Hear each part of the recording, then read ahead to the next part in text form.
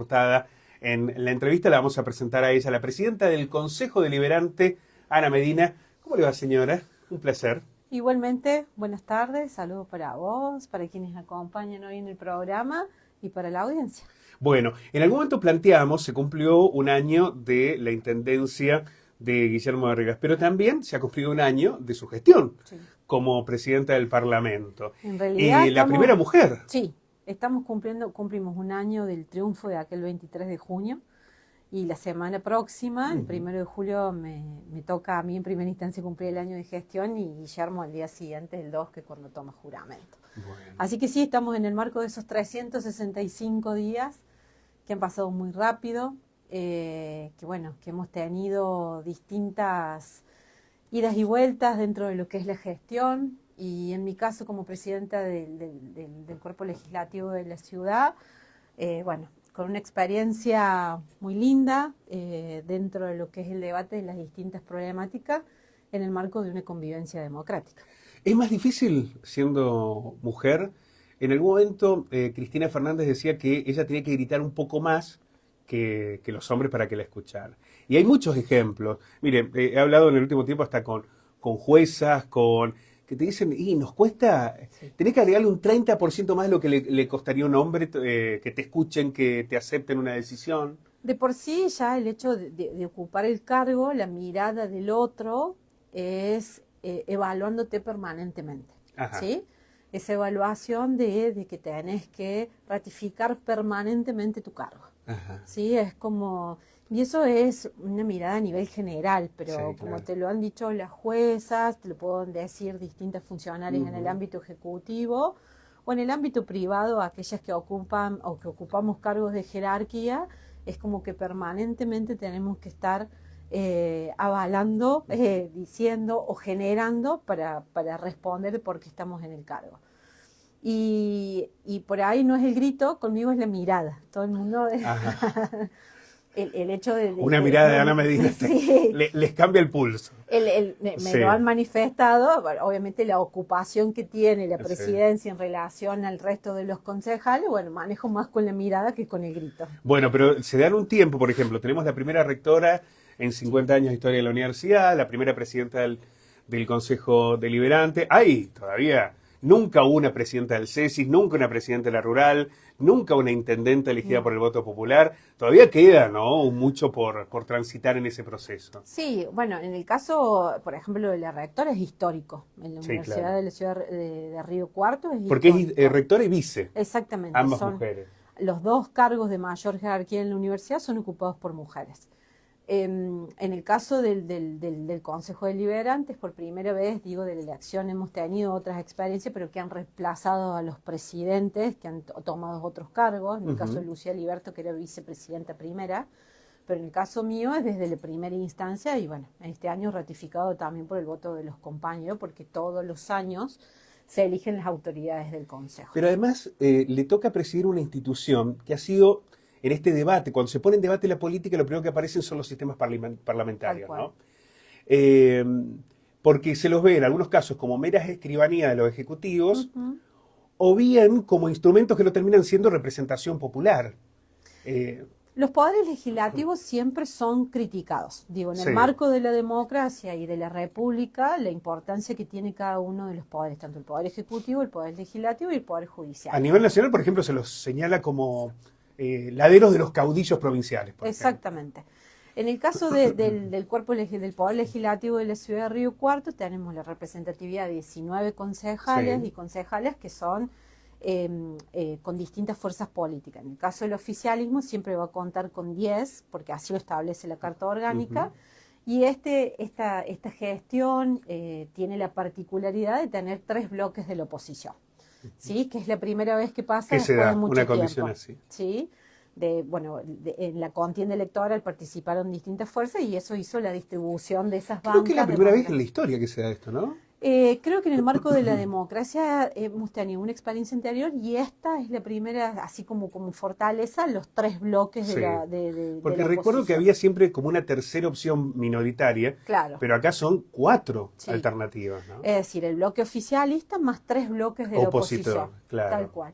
Bueno, en ese marco, digo, venimos desarrollando un consejo deliberante que cuando tomamos la posta de presidir el mismo, entendíamos que el consejo tenía que generar más educación ciudadana. Hay muchos vecinos y vecinas de la ciudad que no saben qué hacen los consejos deliberantes o qué hace el consejo deliberante. Hay un alto desconocimiento. Saben dónde está el espacio físico, pero no qué hace el consejo deliberante. Y eso tiene que ver también con generar, que así lo tomé en esta gestión, de empezar a generar espacios de discusión, pero también de educación para que se entienda qué hace el Consejo Deliberante. El común denominador es, están en la calle Sobremonte, pero no sabemos qué hacen. Entonces, esto tiene que ver más allá de la cuestión parlamentaria también con el modo en que se accede a una banca del Parlamento, digo, porque terminan siendo, en muchos casos, quienes conforman las listas, acuerdos políticos, acuerdos electorales o acuerdos de representatividad de sectores políticos dentro de esa misma fuerza. No necesariamente, por ejemplo, en algún momento se planteaba, bueno, ¿por qué no hay concejales que surjan de representaciones barriales o geográficas, o como para darle otra mirada? Pero eso implicaría, entre otras cosas, reformar la Carta Orgánica. Sí, bueno, pero que es uno de los desafíos. A mí me va a tocar cumplir los 30 años de la Carta Orgánica el año que viene. Y hay que reformarla. Y es necesario, ¿sí? Ya es una Carta Orgánica que obviamente a los contextos que tenemos en la actualidad está a destiempo de un montón de cosas.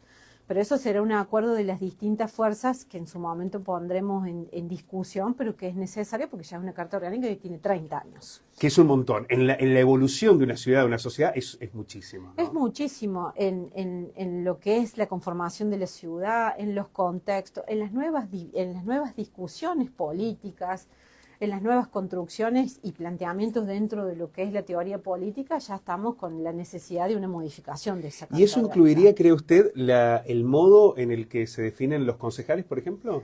Sí, podríamos estar discutiendo. Que voto directo, en algún momento se planteaba también, que sí, fueran electos por voto directo. En realidad son elegidos por el voto directo. Claro, pero van en la misma lista con el intendente. Exactamente, ¿no? Por ahí hacer una elección diferenciada conllevaría mucho gasto. Bueno, todo eso es para discutirlo dentro de una mesa donde las distintas fuerzas políticas o partidos políticos participen, pero es necesaria una discusión de esa Carta Orgánica.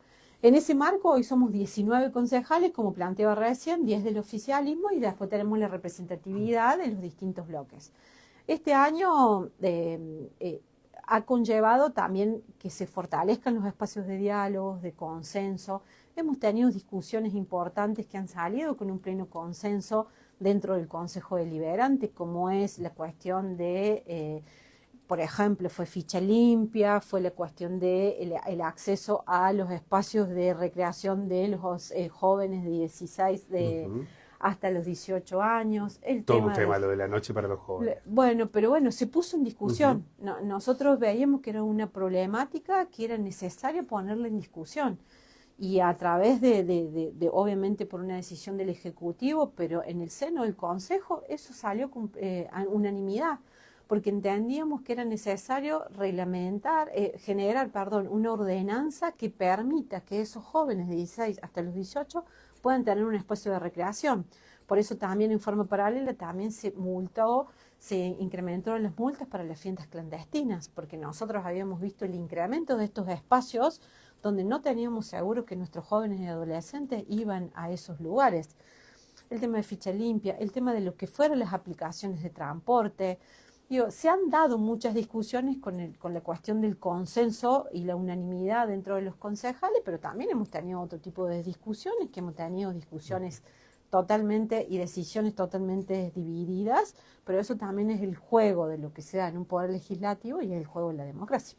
Bien, podemos sumar también en esto de los consensos el juego online, que es una problemática que cada vez aparece como más preocupante y que fue, en el marco de los adolescentes. Ahí, Pablo, y que fue presentado por los bloques de la oposición, la propuesta, porque ambos bloques, tanto Fuerza del Imperio como Primero Río Cuarto, hicieron la propuesta. Nosotros lo pusimos dentro de lo que es la Comisión de Derechos Humanos en discusión y generamos un proyecto que fue enriquecedor y superador de las propuestas establecidas, porque entendimos que es una problemática que hoy nos está atravesando y sobre todo un fuerte impacto entre los jóvenes y los adolescentes de nuestra comunidad. Un debate que seguramente va a ser de muchos ribetes de análisis tiene que ver con qué vamos a hacer con la basura en Río Cuarto, con el tratamiento de la basura. Sí. Pero que esto no incluye solo la recolección, que ya plantea un debate en sí misma, ¿no? El hecho de que si tenemos que continuar con este proceso de camiones recorriendo la ciudad, con gente buscando la basura, que es un sistema que viene de muchas décadas, o hay que avanzar en esquemas distintos.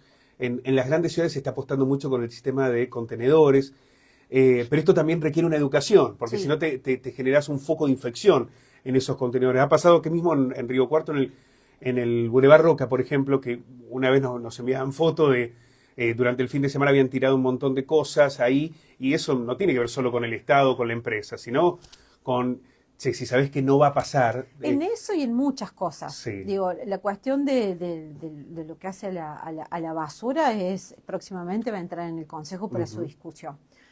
Pero tenemos que ir acompañando eso con una cuestión de la educación ciudadana. Recién vos planteabas el juego online. Nosotros, si no educamos, podemos generar una normativa a nivel local y el Ejecutivo puede generar políticas que después no se aplica. No, que no terminan teniendo el impacto si eso no va acompañado con el proceso de educación o de promoción y de prevención. O no se aplica socialmente, a eso me refería. Y en esto que hablábamos recién, la vida de los poderes legislativos y en este caso del Consejo Deliberante, nosotros entendimos que la educación en niños y en adolescentes es fundamental para que eso se replique y que se pueda seguir fortaleciendo y que desde corta edad se pueda conocer qué hacen los poderes legislativos. Y lo que sucede también es que a veces se generan sobreexpectativas que después no terminan. Por ejemplo, cuando se planteó en armar un código ambiental en la ciudad y parecía que eso nos iba a dar un nuevo lugar, la verdad es que uno puede decir, bueno, el servicio de Cotreco no genera las mismas quejas que generaba hace 4 años. Pareciera como que la gente está conforme con cómo lo retiran. Es uno de los servicios mejor evaluados en la ciudad. Bueno, pero evidentemente el tratamiento de la basura no termina en que te saquen la basura de tu casa, ¿no? No hay un dispositivo final de los residuos que sea el adecuado, no hay una separación de residuos que se dé de manera colectiva. Los lugares que se habían utilizado como espacios verdes terminaron estando en mal estado, por deterioro de la gente o por falta de cuidado, por lo que fuera, pero no están. Hay mucho para hacer, porque, a ver, en algunos lugares, cuando uno habla de basura, habla de plata, de recursos, de energía, de reciclado. Poder reutilizar un montón de esta cuestión que nosotros generamos como basura, que puede terminar siendo materia prima para la economía circular tiene mucho que ver con eso. Hoy, esto en Río Cuarto hay una deuda pendiente muy fuerte en relación a eso. Sí, y que hay que ir trabajando cuando ingrese también será en el proceso de discusión dentro de las comisiones, lo que tiene que ver con el tema del pliego de basura, de recolección de residuos, también incorporar esto de la economía circular y el cuidado del ambiente. Pero eso obviamente se tiene que ir potenciando con la cuestión de la educación. Creo que tenemos que ir trabajando eso en forma paralela. Bueno, no sé si se debatió hace poco o el año pasado, que tenía que ver también con aumentar los cánones que debían pagar, las tasas que debían pagar por incumplimientos, aquellos que tenían un terreno baldío y nunca lo limpian y se termina convirtiendo en un basural por desidia, ¿no? Sí, llega un momento, nosotros trabajamos esa ordenanza porque entendíamos que ya había una sobrecarga sobre el Estado, que es una responsabilidad del privado que tiene ese terreno, el tema de los terrenos baldíos. Y terminaban siendo o microbasurales o no el mantenimiento de ese espacio por parte del privado, entonces se incrementó. Y obviamente estamos en ese proceso de la notificación, el tiempo y después que se haga cargo el privado. Y si no se hace cargo el privado, el Estado lo realiza, pero después se lo cobra dentro de lo que son los impuestos o las tasas que nosotros llevamos adelante como municipio. ¿Por qué? Porque llega un momento en que la sobrecarga del Estado en responsabilizarse en cuestiones que son de privados, ¿con quién se enoja el vecino cuando ve un baldío en mal estado? Se enoja con el municipio. Y en realidad es una responsabilidad, si eso tiene un dueño, de ese propietario. Entonces hemos generado el marco normativo para que eso se pueda llevar adelante. Bueno, municipios que tienen cada vez más presión y cada vez están más desfinanciados. El Gobierno Nacional decidió liberar a los municipios de financiamiento, digo, para obras, lo que está pasando con el Banco Nación. Y esto plantea en algunos casos viabilidad de servicios que debe prestar el propio Estado municipal. ¿Estamos en una etapa de quiebre en ese sentido? Mira, lo que nosotros vemos es un corrimiento total por parte del Gobierno Nacional. ¿sí? Donde existían prestaciones o programas que venían del gobierno nacional, hoy no están más. Y en esto es una sobrecarga en los municipios en cuestiones de salud, programas que venían a nivel nacional. Por ejemplo, un programa histórico como el programa SUMAR, que es un programa nacional para que desarrollemos y se potencie políticas de salud a nivel local, empiezan a no llegar, a no llegar las partidas, a no seguir potenciando esos programas. Entonces nosotros vamos viendo un corrimiento, tema obra pública, cero. Nada. Entonces, ese corrimiento, pues ese abandono, yo le pondré el concepto abandono por parte del gobierno nacional, hace que los municipios empecemos a replantearnos hacia dónde vamos a estar dirigiendo o proyectando nuestras políticas públicas. Cuando hablamos de la obra pública, es la calle que no se va a reparar, la ruta que va a quedar en mal estado, la escuela que no va a quedar en condiciones, el hospital que no va a tener. Es decir, eso es la obra pública, ¿no? Porque había una cuestión a partir del discurso que planteó el gobierno nacional, de relacionar inmediatamente la obra pública con la corrupción. Entonces decían, se frena la obra pública, se frena la corrupción. No, lo que se frena es la posibilidad de que tengas la calle pavimentada o la ruta en condiciones para que no te accidentes cada vez que salís. Es una ¿no? cuestión de seguridad, de tránsito, pero también de desarrollo. Digo, hoy hay gobernadores planteando el abandono de rutas nacionales y cómo eso dificulta el tránsito y el desarrollo de esa provincia. Entonces nosotros estamos viendo que con esto del eslogan de plantear de que la obra pública era una cuestión exclusivamente de corrupción, hemos visto un abandono pleno por parte del gobierno nacional. Ahora, desde la política cordobesa, hablo de la dirigencia política cordobesa, ¿no se ha cuestionado con demasiada tibieza lo que han sido estas políticas del gobierno nacional? ¿No se debió ser más enfático? A veces hasta les cuesta nombrar a los dirigentes cordobeses a Milei. No lo veo de esa manera. El gobernador hace 3 días estuvo en la ciudad de Río Cuarto y él manifestó este planteo de cuidar los jubilados, el tema de la cuestión de discapacidad, el tema de las retenciones en relación al campo, el tema de la educación pública. Digo, hoy fueron los diputados de Córdoba que fueron convocados por las universidades por el tema de la ley de financiamiento universitario. Creo que como comunidad todavía no estamos dimensionando. Lo de la universidad es dramático, es dramático, pero también se le votó la ley bases, por ejemplo. Bueno, pero en ese caso nosotros, yo lo entiendo así como una lectura política del tema de la institucionalidad y la gobernabilidad, pero después fuimos viendo que el presidente no fue cumpliendo con nada de lo prometido en relación a la provincia de Córdoba. Pero tomó los instrumentos, la ley base de alguna manera fueron los instrumentos para que después, por ejemplo, ocurriera lo que está ocurriendo con... Hoy no tenemos presupuesto, una de las cuestiones que afecta a la propia universidad, que no hay un presupuesto nacional, todo es discrecional. Sí, y todo es por decreto. Hablan de un aumento del presupuesto en salud y en educación a través de un DNU, a nivel nacional de un DNU. ¿Qué tiene de necesidad y urgencia cuando vos podés en el seno del Congreso, a través de las cámaras, discutir el presupuesto? Si en septiembre nosotros no discutimos, va a ser el 3er año consecutivo que no tenemos presupuesto. Eso es darle un cheque en blanco permanente al gobierno nacional. Tiene todo ese contexto que después termina agobiando lo que está ocurriendo, porque esa discrecionalidad genera que, por ejemplo, no lleguen fondos a las provincias, no lleguen fondos a los municipios. Lo que ha ocurrido con la maternidad tiene que ver con una política de ajuste. El hecho de que no tengamos más partos ¿es parte de lo que va a ocurrir en otras áreas también de la propia municipalidad? No hablamos de ajuste, ¿sí? Yo no comparto esa visión, que es una visión política, de que hoy se hable de ajuste y esté escuchado dirigentes de la oposición hablar de que se cerró la maternidad. Eso que lo que señala es que si una maternidad sin partos no es una maternidad. No, eso es lo que pero eso es una irresponsabilidad total. Mira, he ido a la maternidad, estuve en el hospital, hemos visto que nosotros con este nuevo sistema de la maternidad ampliamos derechos, tenemos una guardia pediátrica, incorporamos el circuito mujer, se incorporaron profesionales de otras disciplinas para el acompañamiento de lo que son los talleres en relación a las prácticas de crianza.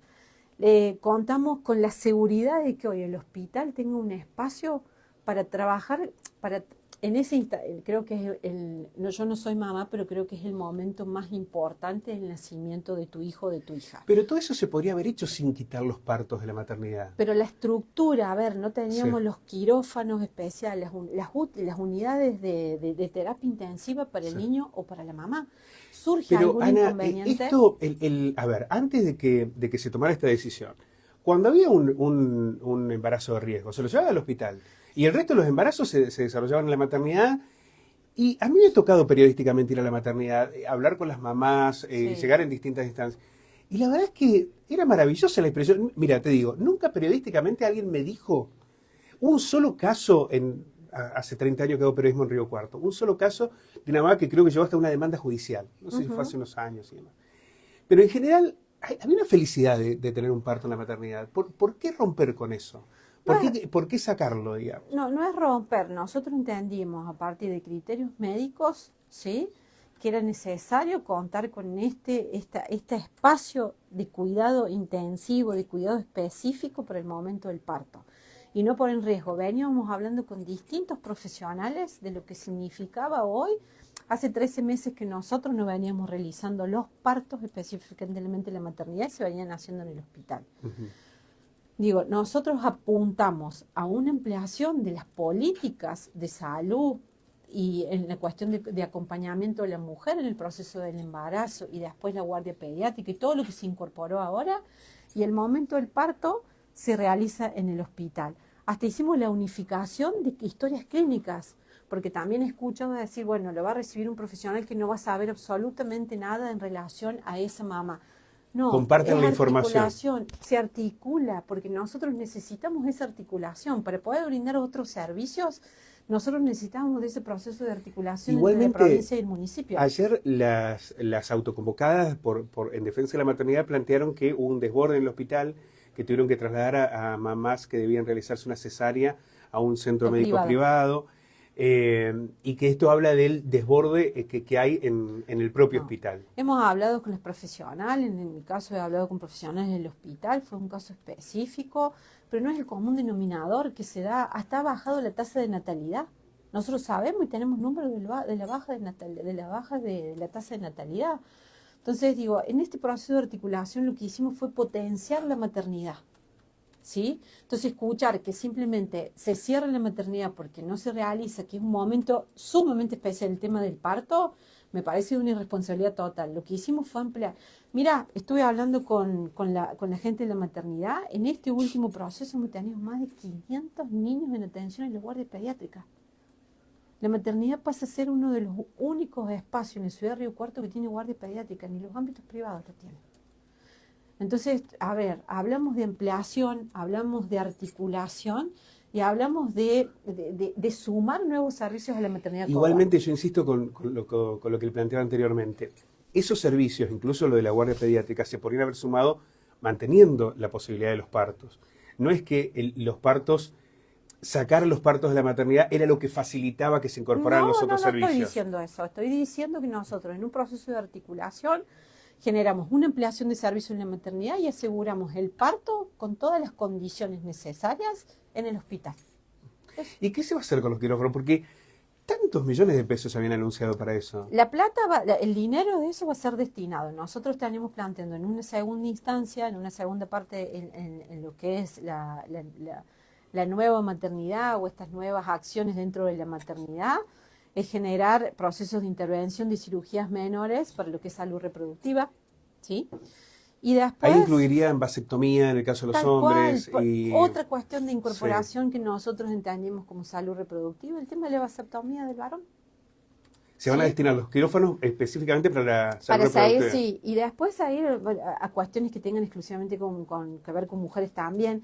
Digo, bueno, es una ampliación. Entendemos las lecturas, entendemos los posicionamientos, pero nosotros creímos que lo mejor que podíamos hacer en este proceso de articulación es que el parto se realice en el hospital, en un espacio donde tengan todas las herramientas para cuidar a esa mamá y a ese niño o a esa niña en el momento del mismo.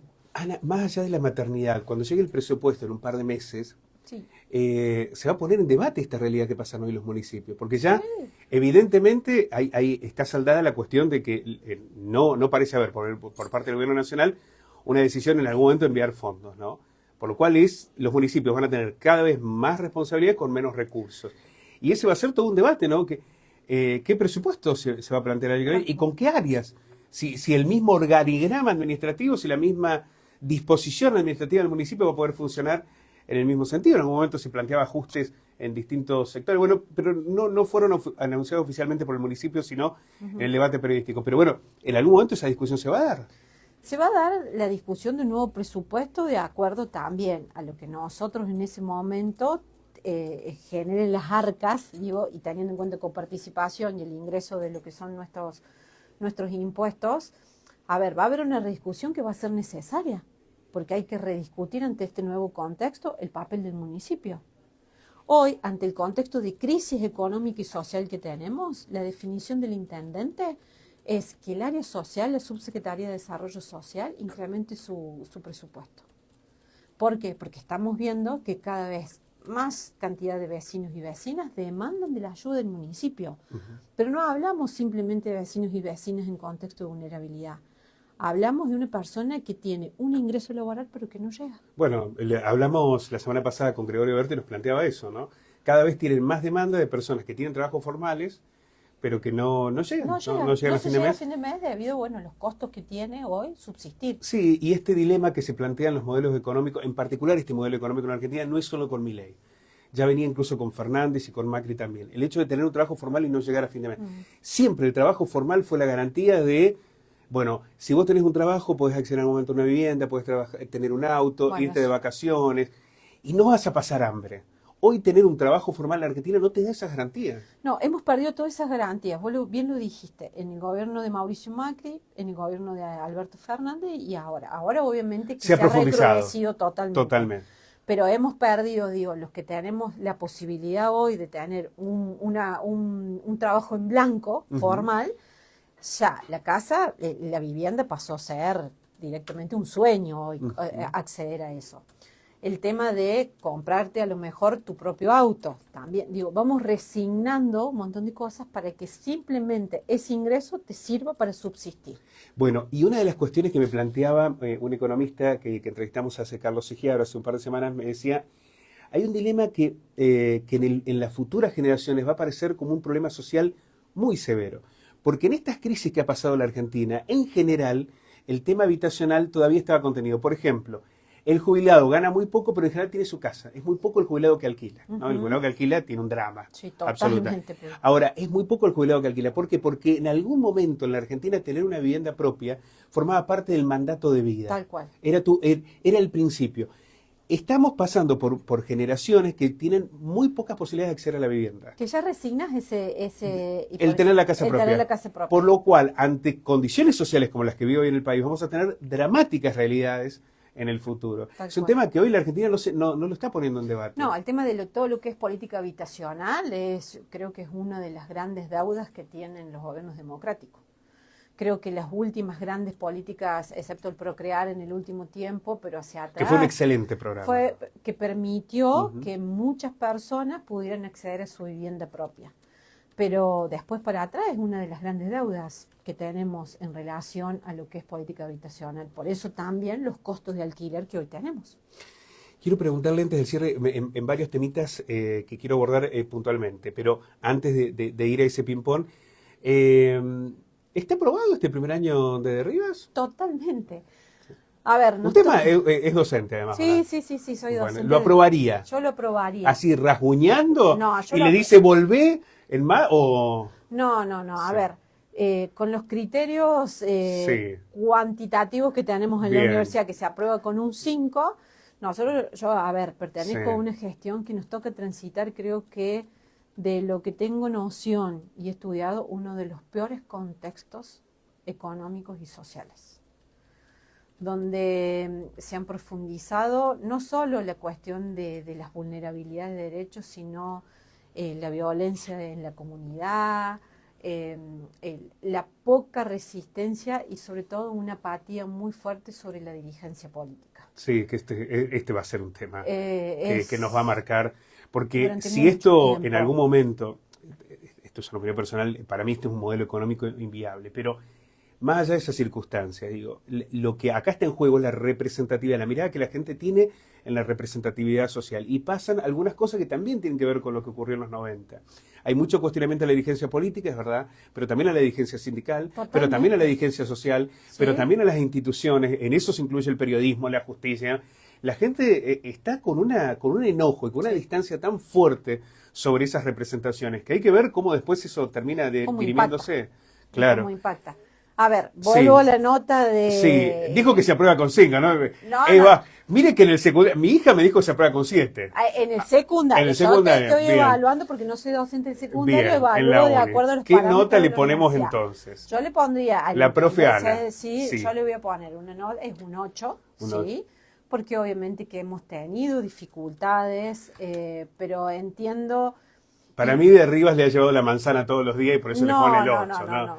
No es mucho un 8 para el primer año. Valoro muchísimo quienes compartimos todos los días con Guillermo, vemos de su compromiso, de la responsabilidad con la que asumió el cargo. Es una persona muy empática, es el primero que llega en la municipalidad y es el último en irse, recorre los barrios. No es el típico intendente que solo va a los eventos para sacarse la foto y se va, sino que entrecruza con los vecinos. Recién venimos de la inauguración de un espacio deportivo en el SIC del Obrero, que eso yo valoro muchísimo, porque con los privados llegamos a poner una cancha de fútbol sintético en el SIC del Obrero, con lo que significa en los distintos barrios. Sí, es un cambio. Yo lo vivo acá en Las Delicias, bueno, que me queda cerquita de mi casa, y los chicos maravillosos. Bueno, porque es un espacio de contención, de acompañamiento. Él fue el primero que llegó. Y está en el barrio, es tuyo. Es tuyo. Entonces no tenés que irte a... andate estudiante porque si no tenés manera, no, claro. Hablo con las vecinas, jugó con los chicos. Es una persona muy cercana con los vecinos y con las vecinas. Es empático, es responsable. Es el último llamado a las 11 de la noche, a las 10:30 de la noche, es del intendente hacia mi teléfono, pensando ya en cómo va a armar su agenda el otro día. A ver, no son fáciles estos contextos para gobernar, no son sencillos, pero nosotros definimos estar acá, ¿sí? Hace un año atrás la ciudad de Río Cuarto confió en el intendente municipal y nosotros todos los días tratamos de validar con hechos y con políticas de cercanía, de orden, de acción, de inmediatez y sobre todo pensando en lo mejor para nuestros vecinos y vecinas. Por eso le pongo un 8. Bien, bueno, le voy a hacer algunas consultas que tienen que ver con programas específicos antes del cierre porque ya me están apurando con los tiempos. ¿Qué es Cine con Vos? Cine con Vos sí. Es un programa que hace muy poquito lo probamos en el Consejo Deliberante. Va a estar desarrollándose porque entendemos la cultura. En este contexto que nosotros estamos viviendo a nivel nacional, donde hay un ataque hacia la cultura, ¿sí? Además de la universidad, de un montón de cuestiones más, la cultura es otro de los espacios que está siendo totalmente atacado por el gobierno nacional. Entendimos que con proyecciones de películas hechas por producciones nacionales, podemos estar discutiendo en los barrios distintas problemáticas. O sea, a ver, cine en los barrios. En los barrios. En los barrios. Sí, en los barrios. Próximamente ya vamos a estar desarrollando en el ex Matadero un espacio de esto. Bien. El espacio lo que tiene que ver es incentivar la participación, la discusión, los intercambios, a través de la proyección de una película que sea el eje disparador para poder después... No solo ver la peli, sino ponerla en debate. Exactamente. Y a partir de ahí que puede surgir, porque la idea es que los concejales acompañemos todo ese proceso, que puede surgir en ese espacio de intercambio que nosotros podamos llevar para poder estar discutiendo en el seno del Consejo. Y el otro proyecto que le quiero consultar es Circular Textil. ¿A qué se refieren con? ¿Qué es Circular Textil? Mira, yo en su momento en la Secretaría de Género se generó el programa de Trama Emprendedora. Sí. El programa se viene desarrollando, sí, hoy bajo la órbita de políticas sociales, de desarrollo social. Circular Textil lo que queremos potenciar... Que es para emprendedoras, mujeres... Que a través de la actividad textil pueden encontrar ahí una oportunidad. Sí. El emprendedurismo en Río Cuarto ha tomado un impulso enorme. Tremendo. Puede ser por la crisis, pero también me parece que hay otras motivaciones. Sí, y esto también es potenciar eso. Nosotros lo que vimos es que Trama tenían las herramientas de formación, que tenían su certificado, pero que se empezaba a complicar, si se quiere, en el momento de la compra de la materia prima. Bien. Nosotros en Río Cuarto tenemos muchos comercios que hacen producciones textiles que desechan muchas cuestiones que ellos no utilizan. La idea es eso, es hacer un centro de acopio para otorgarle a las mujeres que han pasado por Trama, ¿sí? Bien. Utilizarlo en los procesos de formación y que en ese proceso de formación también ese desecho textil, que para nosotros es materia prima, podamos utilizarlo con un fin social. Ya hemos hecho esa prueba piloto, se ha generado mochilas y cartucheras que han sido entregadas en distintos comedores y centros comunitarios de la ciudad, y la idea es que con ese circular textil podamos potenciar trama, podamos potenciar esas emprendedoras que se formaron y también en los procesos de enseñanza generar un impacto social con un bien social que tiene que ver con una mochila, un guardapolvo, un delantal, algo para nuestros comedores y copas de leche de la ciudad. Bueno, me han quedado muchos temas para abordar, pero la comprometemos a invitarla nuevamente para que más regularmente podamos debatir algunos aspectos. Digo, está buenísimo. En algún momento, cuando estaba en el canal en el móvil, había una especial preocupación por cubrir todas las sesiones del Consejo Deliberante. Y esto no es algo reprochable al Parlamento, sino a la actividad periodística. Cada vez más nos fuimos alejando de esa presencia. Y yo lo que veía cuando iba al Consejo es que todo pasaba por ahí, todos los debates sociales estaban en el Consejo Deliberante y que hay que recuperarlo, sí. Más allá de que podamos ver en vivo la sesión y demás, pero poner en discusión el debate del Parlamento y llevarlo a los espacios comunicacionales me parece que es sumamente necesario. Y creo que también eso enriquece a la apropiación porque ustedes tienen una responsabilidad fundamental que es el de comunicar e informar. Entonces también si eso se replica a partir de ustedes, también va a haber una apropiación por parte de la comunidad, que es lo que pasa dentro del cuerpo legislativo. Verlo como el espacio de debate de los problemas de la sociedad, que es absolutamente necesario. Muchísimas gracias, señora. Gracias a vos, Un placer. Igualmente. La presidenta del Consejo Deliberante de la ciudad de Río Cuarto, Ana Medina. Vamos a hacer una pausa con música. Cuando regresemos, ponemos la realidad en el diván. Y en un ratito también estará el ex candidato a intendente Gonzalo Parodi. Y tendremos también en vivo a Franco Correa en una historia muy especial. El libro que escribió para su hijo, que falleció hace muy poquito. No sé cómo vamos a hacer, Carlito, para que todo dentro de 2 horas te haces cargo vos. Ya volvemos.